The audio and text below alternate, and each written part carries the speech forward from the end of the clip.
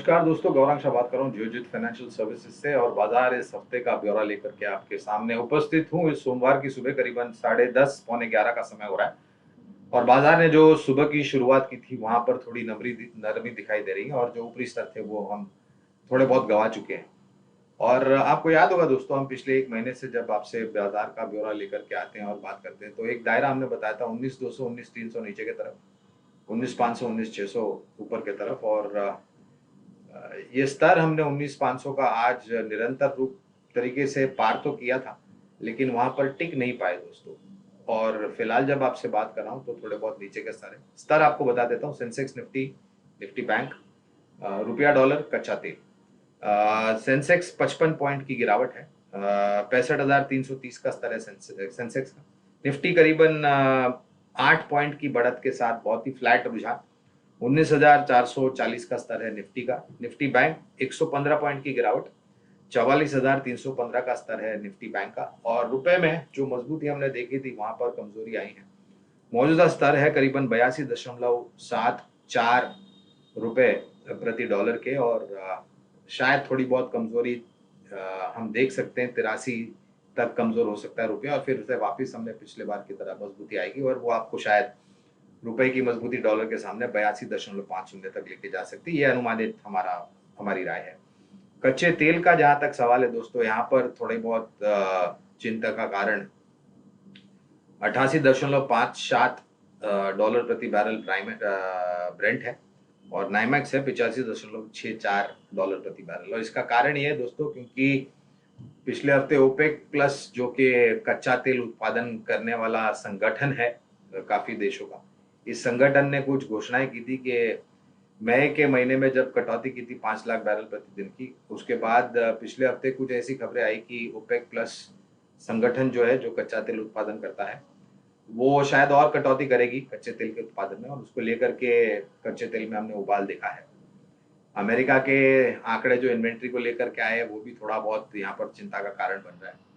लेकिन टिप्पणी उस ओपेक प्लस संगठन जो है, जो कच्चा तेल उत्पादन करती है पूरे विश्व भर के लिए, वहां पर से कितने कटौती होगी प्रतिदिन की और उसका असर क्या होगा, ये मेरे ख्याल से निर्भर करेगा। लेकिन 90 के आसपास पिछले बार भी हम गए थे कच्चे तेल के दाम, ब्रेंट की मैं बात कर रहा हूँ, और फिर उसके बाद में हमने करीबन 84 के दाम भी देखे, 84 डॉलर प्रति बैरल के। तो हो सकता है उसी तरीके का रुझान आने वाले दिनों में मिले। लेकिन ये मेरे ख्याल से महत्वपूर्ण होगा कि जो टिप्पणी आएगी कटौती को लेकर के वो कितने बैरल्स प्रतिदिन की आती है।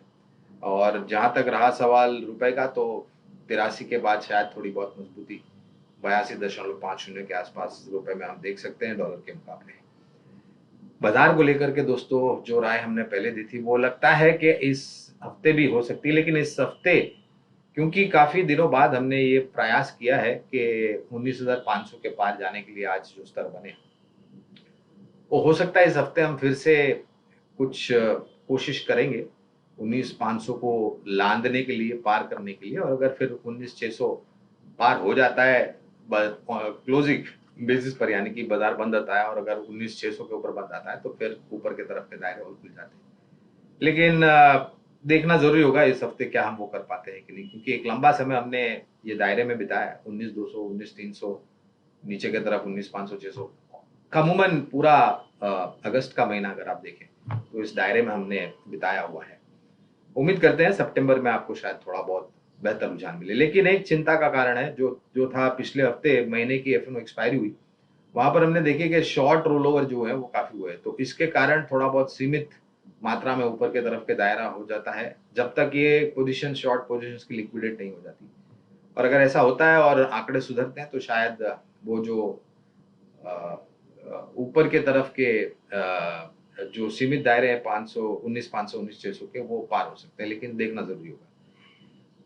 माफ कीजिएगा। दूसरी तरफ बारिश के मौसम को लेकर के दोस्तों सितंबर महीने में अनुमान ये लगा रहे हैं मौसम विभाग के, शायद जो कमी थी बारिश की वो सुधर सकती है सितंबर के महीने में। और अगर ऐसा होता है तो जिन राज्यों में जो आंकड़े कम आए थे बारिश के लेकर के, उसमें अगर सुधार होता है तो महंगाई की चिंता काफी हद तक कम हो सकती है। लेकिन ये देखना जरूरी होगा किस तरीके का फैलाव और बिछाव होता है वर्षा ऋतु का, और खास करके जहाँ पर कृषि क्षेत्र की गतिविधि ज़्यादा है, जहाँ पर बड़े-बड़े शहर, छोटे मझौले शहर हैं, खाने पीने की वस्तुएं के दाम, पदार्थों के दाम ज़्यादा बढ़ने नीचे वगैरह वगैरह, और उसके लिए सरकार पर्याप्त कदम भी उठाती है।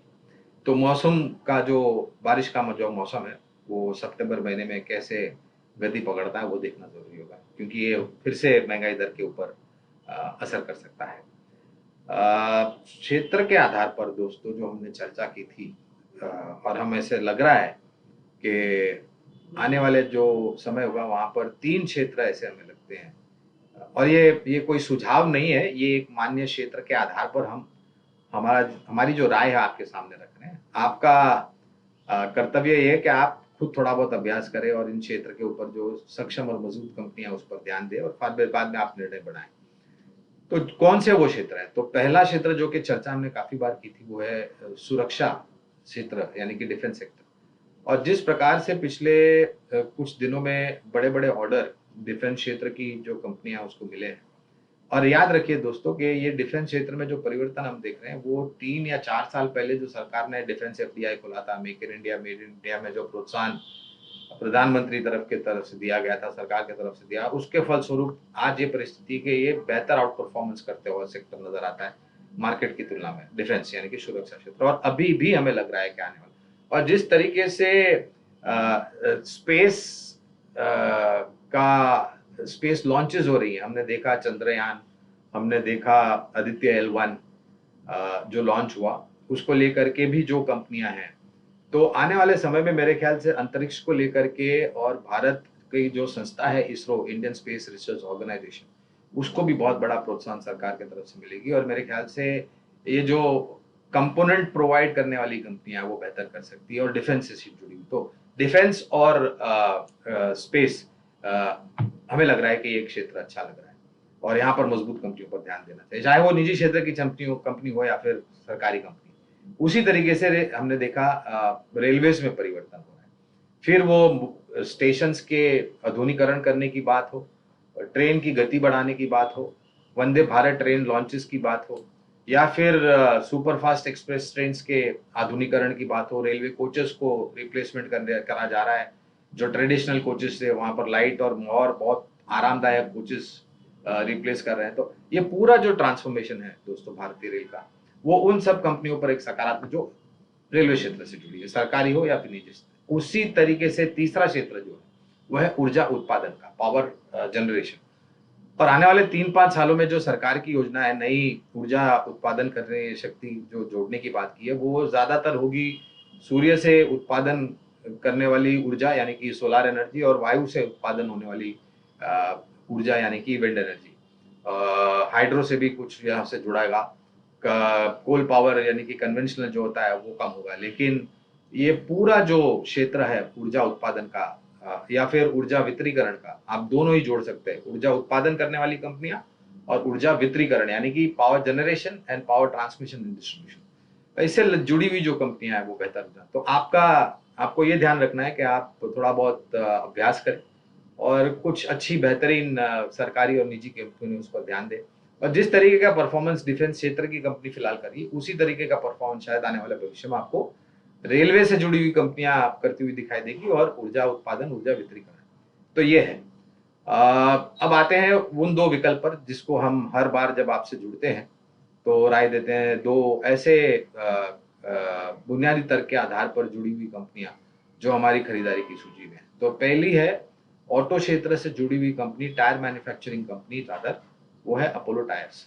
दोस्तों शानदार नतीजे निरंतर लेकर के आई है कंपनी, जिस तरीके से प्रोडक्ट ऑफरिंग है काफी बेहतर, मार्जिन्स जो है मुनाफे के, शुद्ध मुनाफे के, वो बेहतर हो रहे हैं, लागत खर्च में नियंत्रण है, और जिस प्रकार से मांग है दोस्तों, चाहे वो नए लॉन्चेस की बात हो, अगर आप बात, मैंने कुछ रिपोर्ट पढ़े थे दोस्तों, अब से लेकर के दिसंबर 2023 तक बहुत सारी नई गाड़ियां लॉन्चेस हो रही है, उसमें टायर लगेंगे, तो यानी कि नया ऑर्डर जो है न्यू लॉन्चेस को लेकर के वो काफी सक्षम। उसी तरीके से मजबूत है रिप्लेसमेंट मार्केट, यानी कि अगर किसी के वाहन के टायर्स खराब हो जाते हैं और उनको नए से रिप्लेसमेंट करने की बात है, तो ये एक होता है रिप्लेसमेंट मार्केट। तो new order market and replacement market दोनों ही बेहतर। सरकार के तरफ से जो डंपिंग ड्यूटी चाइना से जो बहुत ही खराब सस्ते टायर आ रहे थे उस पर नियंत्रण लगा गया, जिसके कारण भारतीय टायर मैन्युफैक्चरिंग कंपनीज को फायदा होगा। दूसरी कंपनी है जनरल इंश्योरेंस, बीमा से जुड़ी हुई, नॉन लाइफ, और नाम है आईसीआईसी लोम्बार्ड। बहुत ही बेहतरीन मार्केट शेयर, बहुत ही डाइवर्सिफाइड प्रोडक्ट ऑफरिंग, और आने वाले समय में नतीजों के आधार पर हमें लग रहा है कि शानदार विकल्प आपके लिए हो सकता है। अगर आप नॉन लाइफ जनरल इंश्योरेंस में कोई कंपनी निवेश लायक सोच रहे हैं निवेश करने के लिए, तो दो विकल्प है दोस्तों। बुनियादी दर के आधार पर लंबी अवधि के लिए, साल 1.5 साल से ज़्यादा समय सीमा होनी चाहिए इसके लिए। पहला है अपोलो टायर और दूसरी है आईसीआईसीआई लोम्बार्ड। हमारी बात शांतिपूर्वक सुनने के लिए आप सभी का बहुत बहुत धन्यवाद। आप लोगों से अगले हफ्ते फिर से मुलाकात होगी, तब तक के लिए मुझे आज्ञा दीजिए। नमस्कार।